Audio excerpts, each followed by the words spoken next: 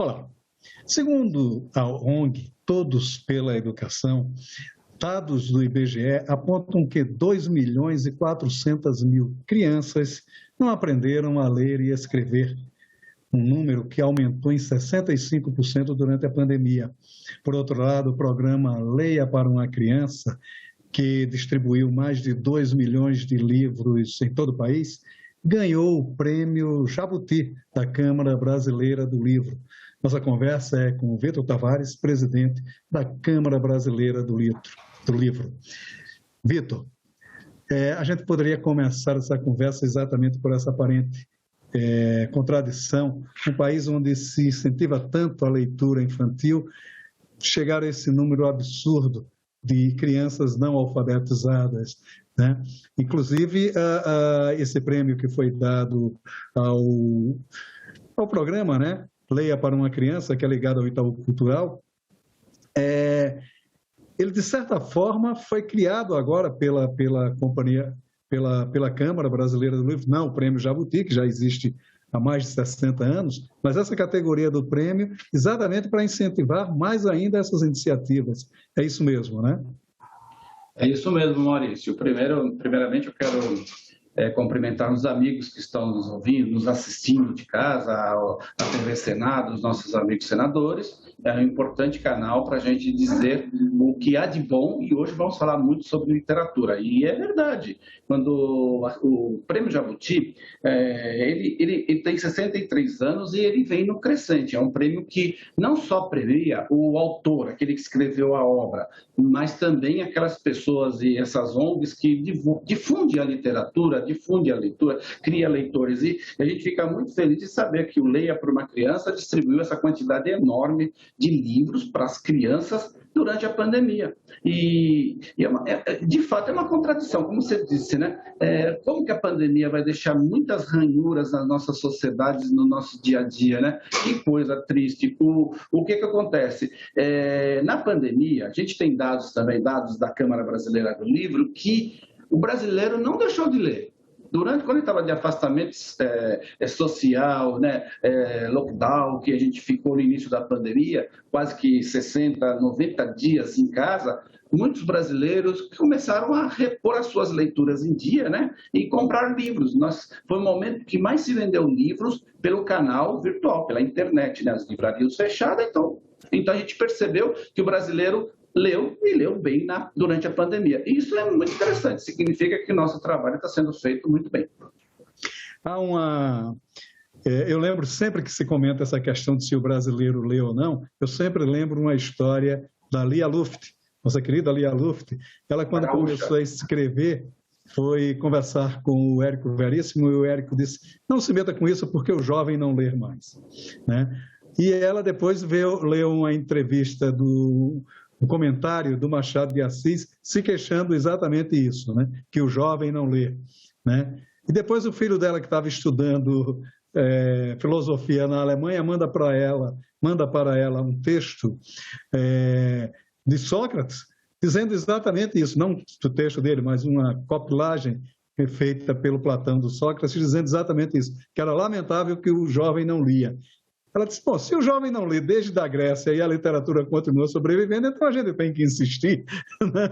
Então, quer dizer, há uma certa superlativo nessa questão de que o jovem... Porque a gente tem visto as livrarias retomando, né, seus posicionamentos, inclusive as livrarias de rua, né? Como é que está essa posição do mercado hoje? As livrarias passaram por problemas e momentos muito difíceis nos últimos anos. Nós temos duas grandes redes de livrarias brasileiras que são modelo para o mundo, né? A gente encontra fotos assim da Livraria Cultura, da Saraiva, em catálogos assim que a gente vê nas feiras de livros do mundo, como Frankfurt. A Taschen tem um livro muito bacana mostrando fotos de livrarias do mundo. Você encontra a foto de uma das livrarias Cultura, né? E elas passaram, devido a problemas econômicos e até mesmo de gestão, e estão passando por uma situação muito, muito difícil financeiramente. Fecharam várias lojas, estão em recuperação judicial.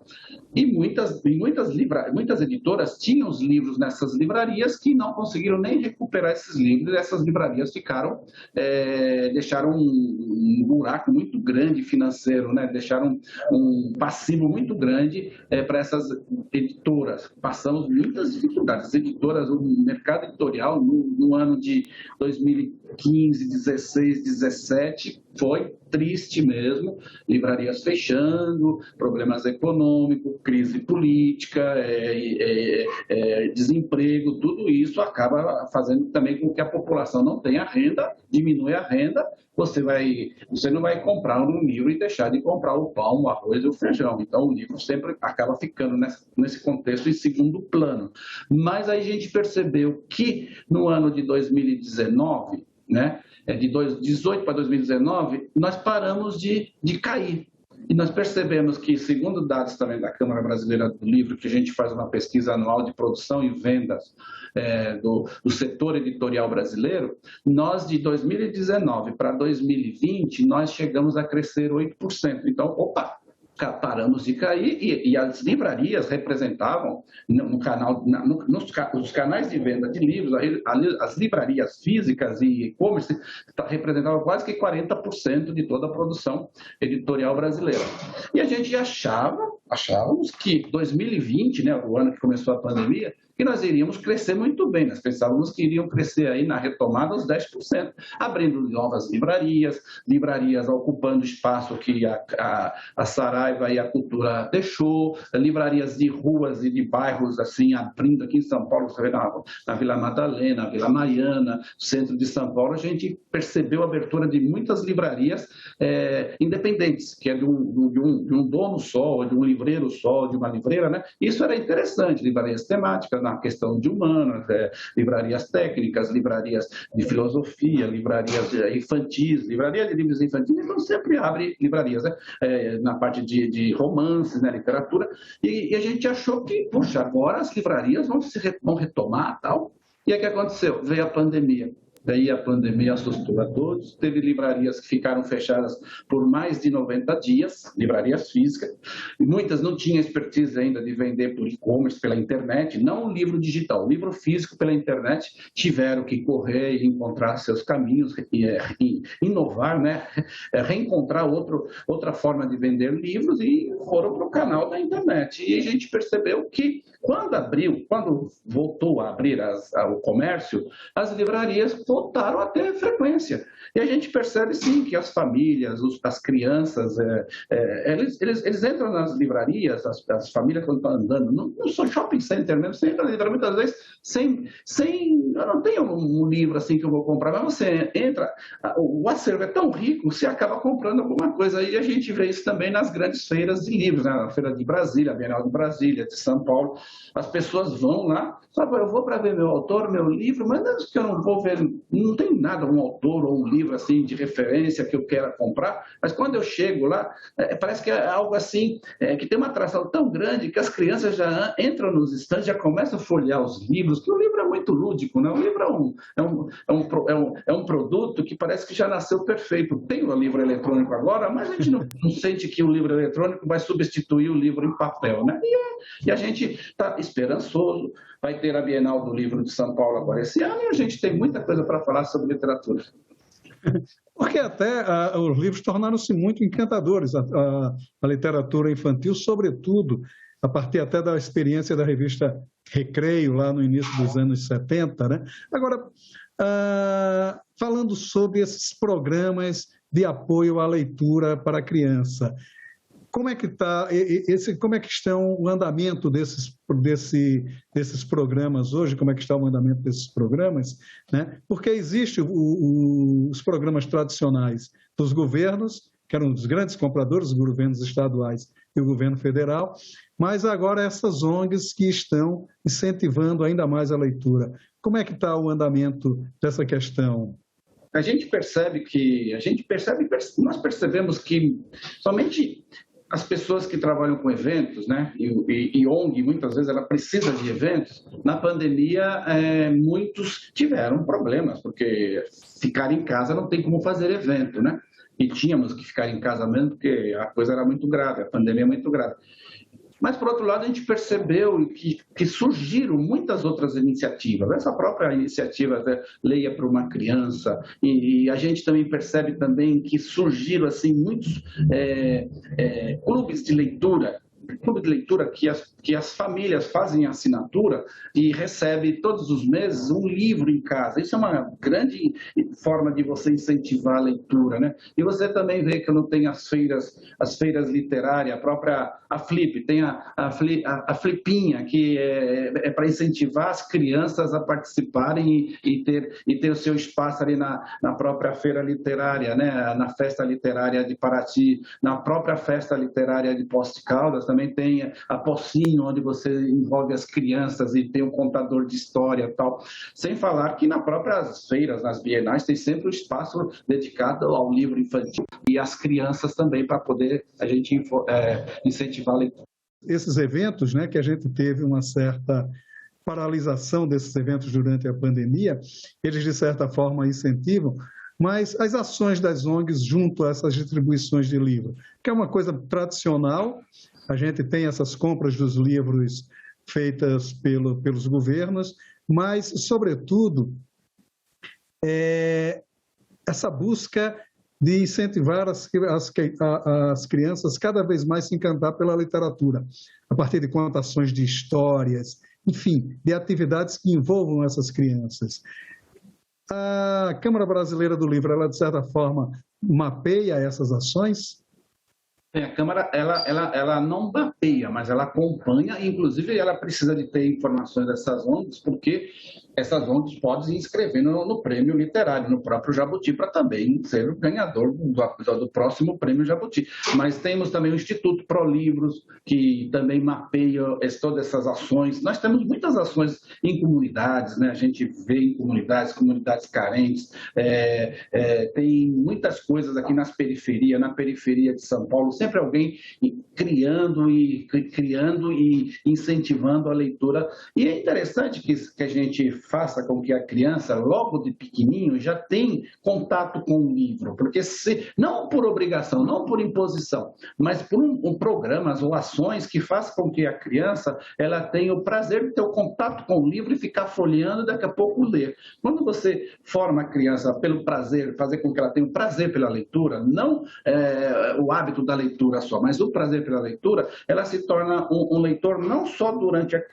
quando ela ainda é criança, depois que ela se torna assim, adolescente e jovem. Chega depois, ela para. Não, quando a pessoa cria o prazer pela leitura, você tem um leitor para o resto da vida. Até quando ela morrer, ela vai estar sempre lendo. Então, não só a criança vai ler, depois quando ela ficar jovem, adolescente, madura, e quando ela já está na terceira idade, ela vai também ler. E uma coisa interessante, lógico que as ONGs, as escolas, os programas de compras do governo, o governo, pelos programas de compra do MEC e os governos municipais e estaduais, mas os programas de compra do MEC são grandes compradores de livros e doam os livros para as escolas públicas. Isso é um incentivo fantástico, isso não pode acabar, não importa que governo que esteja. Então, a gente tem que estar toda hora vangloriando, valorizando esse tipo de programa, que já é um projeto, é lei, não tem como tirar, né? E a gente acha que isso aí é o que está fazendo com que o setor editorial brasileiro, vocês que produzem a nossa bibliodiversidade, nós somos muito ricos em bibliodiversidade, em produção literária. Isso não pode ficar só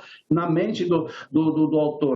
As ONGs, os programas de compras governamentais, são importantes para a formação do leitor, porque quando o governo, qualquer governo, seja governo federal, governos estaduais ou municipais, eles estão comprando para colocar o livro na mão das crianças e dos alunos de escola pública, que muitas vezes não têm acesso ao livro e muitas vezes não têm acesso nem a uma boa biblioteca, né? Uma outra coisa interessante é que a gente incentive a abertura também de bibliotecas, e bibliotecas sempre ricas e atualizadas, com um bibliotecário orientando ali o que ler. A gente tem que incentivar sempre a leitura por meio de todos os nossos canais, por meio das escolas, das bibliotecas, das ONGs, desses programas de compras governamentais e, principalmente, para quando tem também prêmios, como a Câmara também premia uma boa iniciativa, assim, uma boa ação de incentivo à leitura, como essa que ela premiou no último ano, né? Leia para uma Criança, gostaríamos de ter vários desse tipo de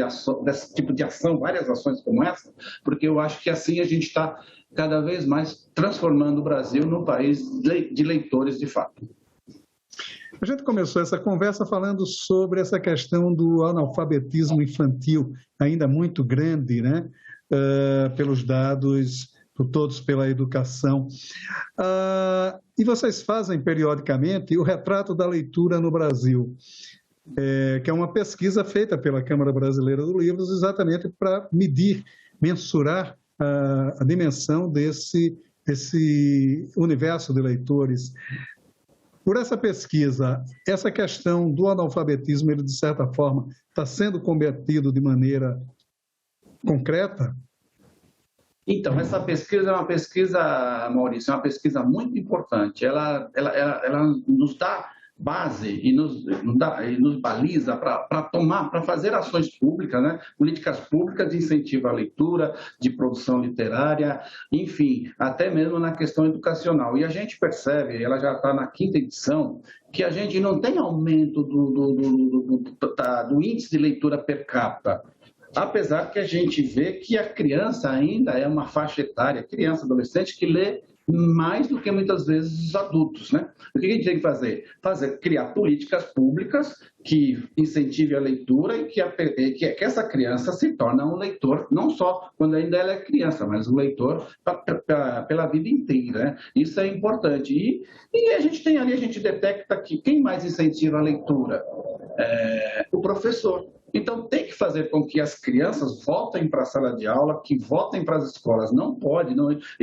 A gente falar que o Brasil ainda tem analfabetos, assim, crianças analfabetas, isso daí é um pecado. Nós estamos criando uma geração, praticamente, que vai ficar tolhida de tudo que há de bom para o futuro. Essas novas tecnologias, esse mundo digital, esse mundo que se transforma, não é mais a cada 50 anos, é a cada ano. De repente, você tem uma ferramenta nova hoje, daqui o ano que vem já é outra coisa. E as crianças elas também, elas são muito curiosas, né? Por isso que o livro desperta essa coqueluche, essa vontade nas crianças, porque o livro é algo que provoca curiosidade. As crianças vão e começam a mexer nos livros, assim, quase sem ela perceber, ela toca no livro, já está mexendo esses livros bonitos, ilustrados, esses livros infantis, daqui a pouco, para ela aquilo passa a ser uma coisa lúdica, isso que é importante. Inclusive tem um livro muito interessante de uma autora que chama Catarina Lecoué, que ela é canadense, ela trabalha na França não, na Espanha, né? Ela mora na Espanha e produziu um livro que é Educar na Curiosidade.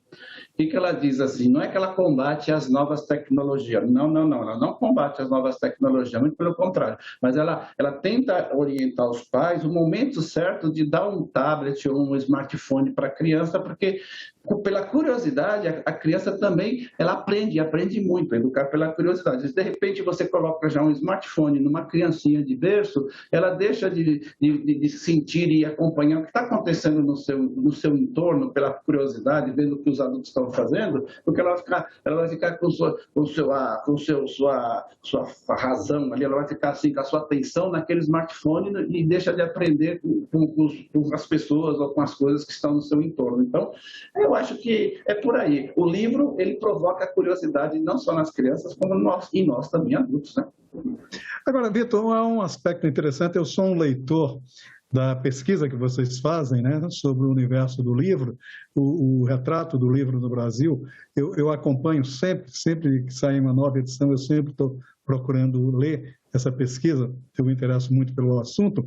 E uma coisa que a gente percebe é que o grande nó dessa questão é o seguinte: é a passagem do leitor infantil para o leitor adolescente.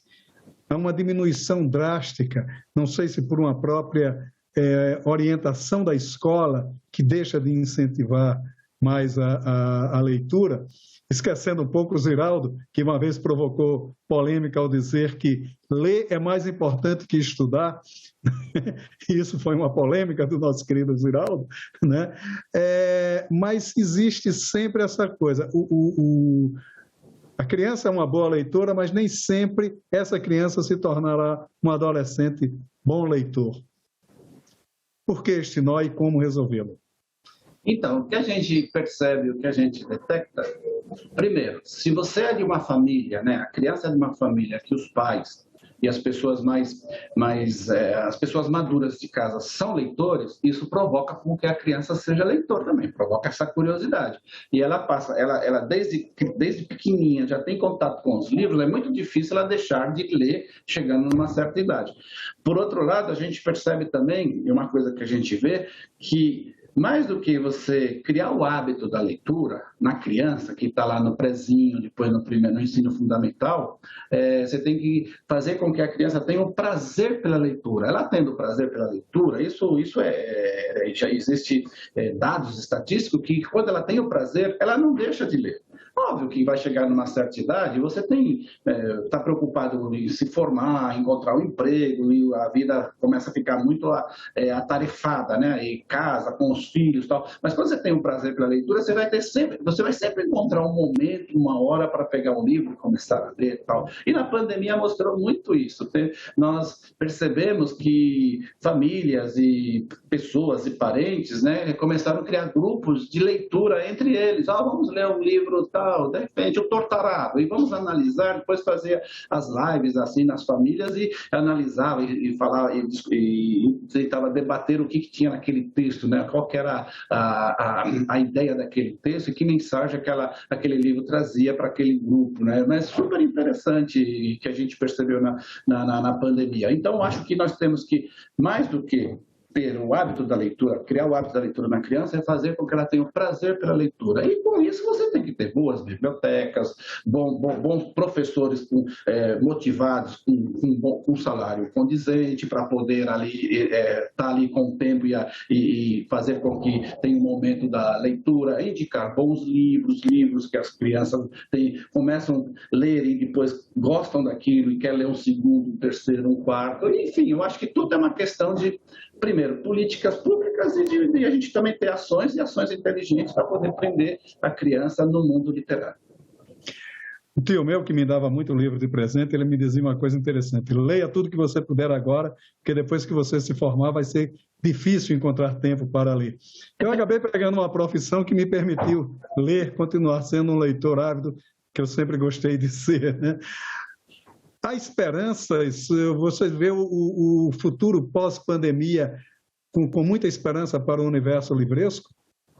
Olha, nós estamos esperançosos, sim. É lógico, temos dificuldades, a questão das vendas, do caixa das empresas não estão bons ou não estão como eram, né? É porque deixamos de faturar, mas uma coisa que a gente percebeu, tanto as editoras como as livrarias, elas voltaram a vender bem, mesmo agora durante a pandemia, um ano atrás. O fato é que no ano de 2020 para 2021 tivemos um crescimento de venda de livros no varejo do livro de 6%, 7%, mesmo na pandemia. A gente achávamos que ia cair, no ano da pandemia a gente achávamos que ia cair 20% e caímos 6%, e esse ano já recuperamos, subiu, né? Então, a gente tem uma esperança muito grande. E o leitor, a população, né, o cidadão está louco para voltar a frequentar as boas livrarias, os lançamentos.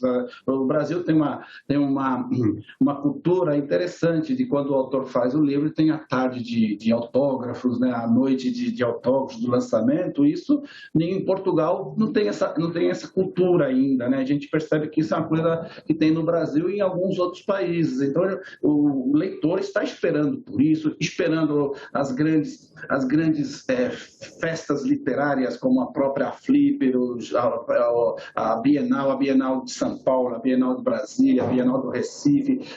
Tivemos a Bienal do Recife e a de São Paulo durante a pandemia, mais virtual. A do Recife foi presencial e híbrida. Agora já tem, de 2 a 10 de julho aqui em São Paulo, nós vamos ter a Bienal Internacional do Livro de São Paulo, e este ano nós temos um país muito muito irmão, né, da gente, pai praticamente da gente, que emprestou a língua que a gente fala aqui no Brasil, que é Portugal. Portugal vai ser o país homenageado aqui na Bienal Internacional do Livro de São Paulo, e porque também estamos comemorando os 200 anos da independência do Brasil, e Portugal está vindo aqui com toda a sua cultura, a sua literatura, a sua gastronomia, de 2 a 10 de julho de 2020, no Expo Center Norte, vai ser uma grande festa, né? Nós esperamos que tudo isso aí está resgatando essa retomada. E também estamos percebendo que, mesmo fecharam algumas livrarias menores, outras abriram, redes também, como eu já tinha dito, fechou, essas 2 redes fecharam vários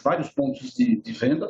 Por outro lado, a gente percebe que tem outras redes, como a própria Leitura, a Travessa, a Livraria da Vila, Curitiba, têm aberto novas livrarias, eles estão abrindo, ocupando esse espaço, e livrarias no sul do Brasil abrindo, livraria aqui em São Paulo. Esperamos sim que a gente consiga fazer essa retomada. A única coisa que a gente tem muito medo, a gente tem um desafio muito grande que de repente é uma ameaça grande, que se o livro ele é imune e isento de imposto constitucionalmente, desde a Constituição de 46, e imune de taxas desde 2004, né? Taxas de contribuição. Se passar a CBS, o livro passa a ser tributado em 12%. Se acontecer isso, vai aumentar o preço real do livro, e a gente acha que vai concentrar vamos ter menos editoras, e vai concentrar a produção literária na mão de poucas editoras, e ela vai escolher só aqueles best-sellers. Então, a gente tem muito medo, que a gente não pode deixar, nossos senadores, eles têm que votar sempre contra taxar o livro ou tributar o livro, que o livro é um produto de primeira necessidade também, assim como os alimentos para o nosso corpo, o livro é o alimento para o nosso conhecimento, para a nossa cultura, para o nosso saber, né? Então, a gente não pode deixar taxar o livro de forma nenhuma. Sim, claro, né? E que o espírito de José Olímpio ilumine esses senadores para que o livro não seja taxado e a literatura brasileira sobreviva, né? Exatamente isso mesmo. Mas, Vitor, foi um grande prazer conversar com você. Tomara que o Brasil se torne esse país de leitores que vocês sonham, que a gente sonha, né? Que é um sonho de toda a gente, né? E parabéns pelo trabalho. Muito obrigado pela sua presença aqui no Cidadania.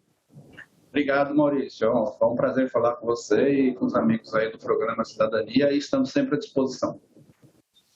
Muito obrigado. Se você quiser rever esta ou outras entrevistas do Cidadania, é só acessar nossa página na internet, senado.leg.br/TV, ou o canal da TV Senado no YouTube. Obrigado pela sua audiência e até o nosso próximo Cidadania.